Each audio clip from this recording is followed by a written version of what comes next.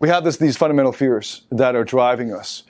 And we believe that if we can finally be enough, that all of our worries will disappear.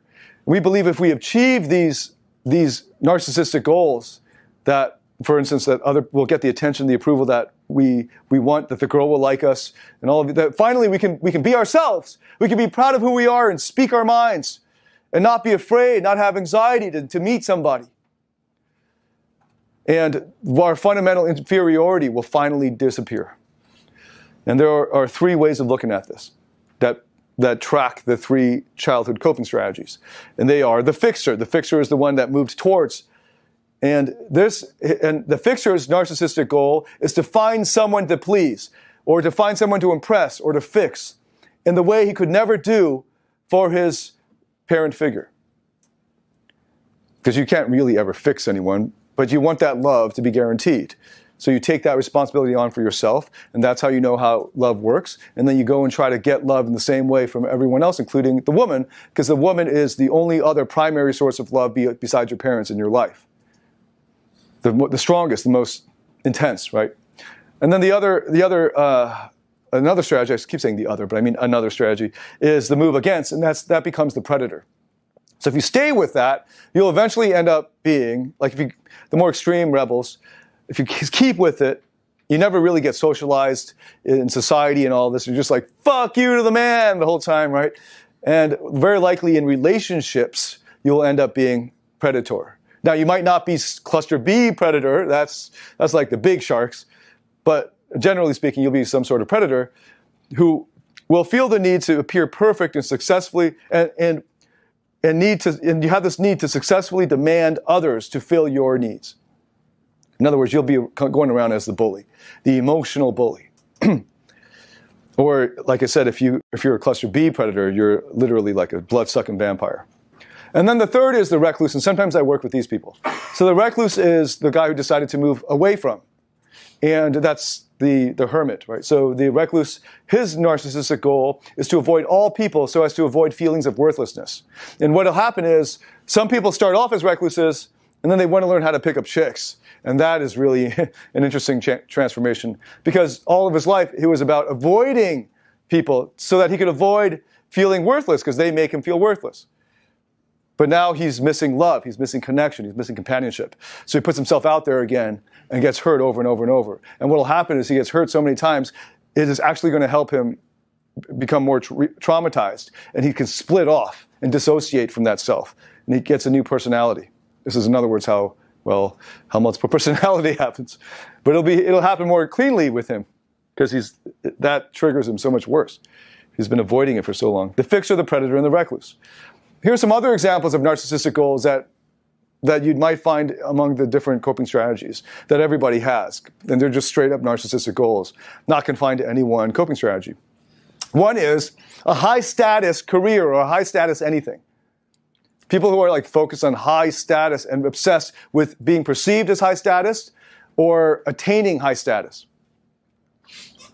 People who think about status. Status versus actually creating something. Right, the thing that's valuable, right? This is like the kid who cares about the grade, not the stuff he learns in the course. That's an annoying kid, by the way. I used to be that.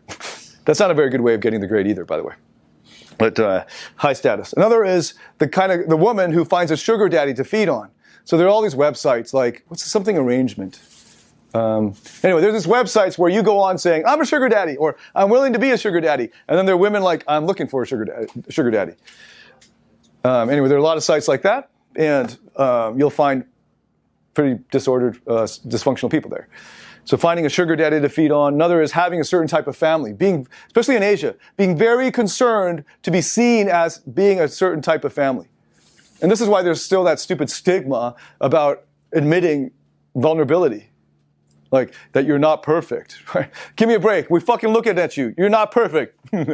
You're fat, or you're skinny, or you're poor, or you're ugly. We already know that, so give it up. But they're always like so concerned that, we're fine. Right? Having a certain type of family. Having a certain type of house in a certain type of neighborhood. Giving a shit about that stuff, like Stepford Wives kind of shit. Or being obsessed with having a lot of power.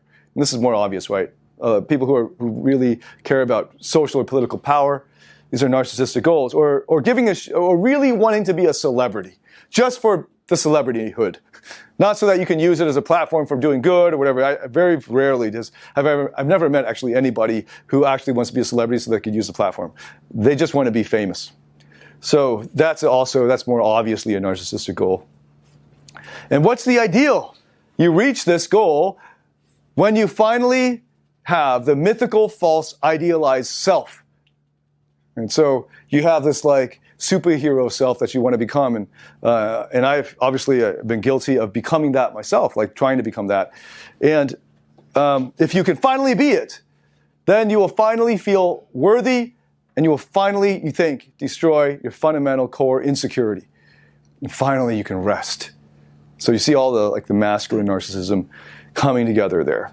This is a difficult road, and even if you do reach that momentarily, what will happen is this thing that psychologists call narcissistic injury. And even if you think you're at the height of your game, if there's a little, chink in the armor, if there's a little wavering in the, in your subjective reality, that could cause you to doubt whether you're indeed your false idealized self. Like, for instance, you're a pickup artist and you walk up to a new girl at the club and she doesn't laugh or isn't into you at all. In fact, she rejects you or she ignores you. And it's very public. And then you go to another one and she ignores you again. And you go to 10 girls in a row, all hot models, and all the guys in that group won. And they all ignore you. They all reject you. And you go, fuck, my night sucks. I hate this night. And you know this, no matter how good of a pickup artist this guy is, he's still a narcissist. And he's still dealing with his core insecurities. If a girl can reject you and you feel bad as a result of that rejection, if you even perceive rejection, then I'm talking about you. And I've been talking about you since the beginning. So what happens is you feel that, as it's called narcissistic injury. And that's a little chink in the armor. Oh, maybe you're not perfect. Maybe you're not that guy you hoped you were. And this has the potential now to expose our narcissistic ideal as simply a myth and not our reality. And then we feel pain. Psychologists call this peripheral narcissistic pain. They have a term for everything, you know. And this is the pain you feel as a result of narcissistic injury. Peripheral narcissistic pain can trigger the anchors associated with their core neediness. So that's why you see these pickup artist guys swing back and forth from on top of the world to down in the depths of hell. Because all it takes is that narcissistic pain as a result of the injury to send him right back to ground zero. In fact, it'll feel even worse because of the despair, like the difference between where he was on the plateau, falling all the way back down to the ground.